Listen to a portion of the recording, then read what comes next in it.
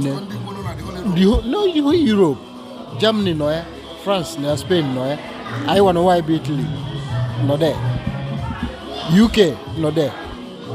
Ka m na-agwa gị okwu ugbu a, I nwere more than 100 hectares in Nigeria. Hectares of land. Hectares of land. Chelo ka nwọta. Aka ihe a bụ nzukọ njikọ ndị Igbo n'Europe. Milan bụ a real shareholder. Ndị a fụrụ ebe a bụ shareholder this business in na-agba kịta. You know, this investment in na-agba kịta. Na-ada n'Enugu State. Okay. Agriculture. Agric land and it's in progress. Work is going there in progress. So I will able nobi. Apart from nke ahụ, ọ ka nwekwara ihe anyị na-achụkwa nta ya. Ndị wee sị na anyị ama eme aka otu a n'ihe anyị na-eme tata. Otherwise, ị kara ekwe different thing ebe a tata. Mana ị ma na nwoke wee ebumnobi. Wee ihe ọ ga-eji wee realize ebumnobi ahụ. O nwere ka ọ ga-esi wee jidezi onwe ya aka. Until o weta ihe ahụ ọ chọrọ nnọọ. O wetakwa ya obodo ababizie. So achọghọdụ m kịta ka anyị kụso obodo tupu anyị eweta ihe anyị na-achọ. Mgbe anyị wetara ihe anyị na-achọ, akụsazi obodo. Ọ dị mmadụ na daalụ maka na ị na-anya fụ na ịtọ ego ihe niile ọbụla wee gwuo ya ototu wee dị ndaba. And na nkọwa gị na-abụ na o nwere ọghọm dị na mmadụ ejoin n'ọgbakọ dị otu a na-abụrụ na ụlọ dị akarịa maka na ha na-atụtụsị aka na ihe megasịrị an investment emelụ. So ebe ọ bụ na nwa afọ Igbo nọ na Milan a ọ bara uru ịnọ n'ezo. Absolutely no. Bụta na ihe a ka anyị chọrọ because Igbo bụ ike. Mana nwere ukwu nsi enye aka n'ihe gbasara ọnwa na-enwere ụlọ ọnwa na-enwere ọrụ. Na-eme eme kama na ihe dịkwa n'ime ya bụ ịma na otu a nnọ kịta ọ bụ na m ejekwutere isi nwanne nekwa ebe mkpa m dị ime ama ihe bụ n'ime m ọmụnwa ga-eme ka ịghọta nekwe na m nwere mkpa biko kedu ebe ị ga-akwụrụ m ịghọtago oge ahụ anyị abata n'ụlọ mmanụ nke anyị nwere ike imewu mana ọ bụ na ọ nwere onye ị gwara ada anụ isi nsị nọ n'ime afọ until anyị pụta ya. Kedu ya na-etu gị ọzọ? Afọ mbụ Nzekwe. Injinia Nzekwe? Anọ m na industrial robotics ka nọ n'ime ya. Industrial robotics. Ọ tọrọ anyị ụtọ otu isi eme ka ọgbakọta tabulie gaziri ọfụma. Ọ bụrụ na ike nke aka mana ike ihe niile ọbụla bịara ebe a na ike nke Chineke bi n'elu. Ka nafa gị bụ ike Chukwu ya. Daalụ. Ebe isi anyị nweta ozi a bụ n'okwu TV. Imesi ya afọ ozi a n'ebe ọ bụ na soshal midia dị iche iche. Asị na ọ gazigolo gị ya.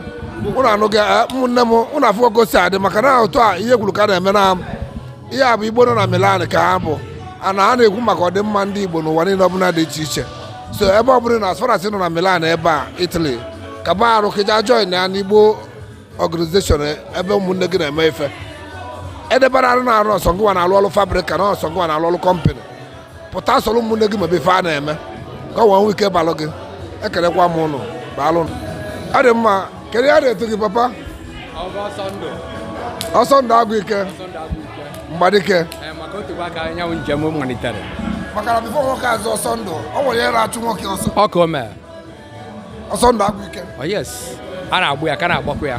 Ka na-agbakwa ya. Ehenụ. Anọ Milan ebe a ka ibi. Na Milan ka m bi. Isoro otu anụ nwa nọ na bụ Milan. Igbo Union. Na Milan. Igbo Union Milan. So kedu ndụmọdụ kedu ihe ọghọm dị n'otu a ka m gụrụ ụzọ jụọ esi ihe ọghọm o nwere ihe ọghọm dị n'otu anyị nọ?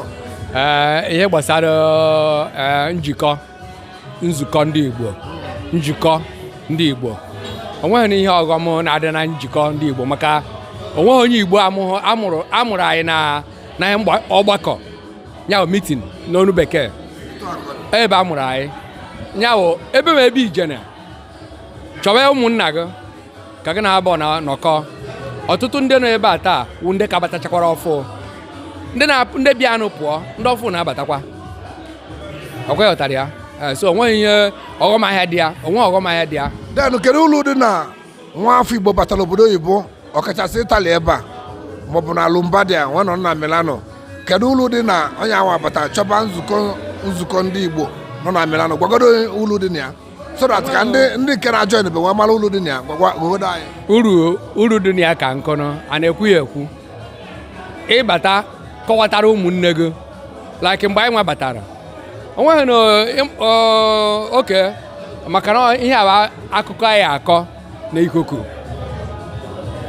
anyị nwa batara nụ ịbata onweghị na onye kpọbatara gị maka nwoke ka nna ha ekwu ịbata ị nwere ike ebe end up na train station ebe anyị landị ị nọrọ ebe anyị ihe onye isi ojii jụọ anyị na ndị a ọ bụrụ onye Igbo isi na o kweghị na ị ka na-eme mbata na o kweghị ebe ị nọ ihu mana oge oyi na o kweghị ebe ị nọ ị nọrọ ọ bụrụ onye chọrọ inye aka ma ọ sị gị nekwa ebe iyi enweta ndị Igbo iji ebe ahụ nwetakwana ndị Igbo ịkọwakwara ha nsogbu gị ụfọdụ ndị enye aka asị gị nekwa ebe iyi anọ kịta kọwakwara ka esi eme n'ebe ahụ ị batara maka ebe ọbụla nwere aka ha ji eso ndị mbịara so ọ na-adị mma onye bata nye chọwa dị n'onye isi ojii ife onye isi ojii jụọ ya maka mgbe ị dagafe mmadụ 3 na 4 na 5 ofu ya wuriri ofu onye isi ojii jụọ ya kedu ebe ha na ndị ebe isi ojii na-anọwa ebe a maka ndị isi ojii nwere ebe ha na-anọwa ha anaghị eji ije aghara so onwe onye ị nwetara ọ kọwara gị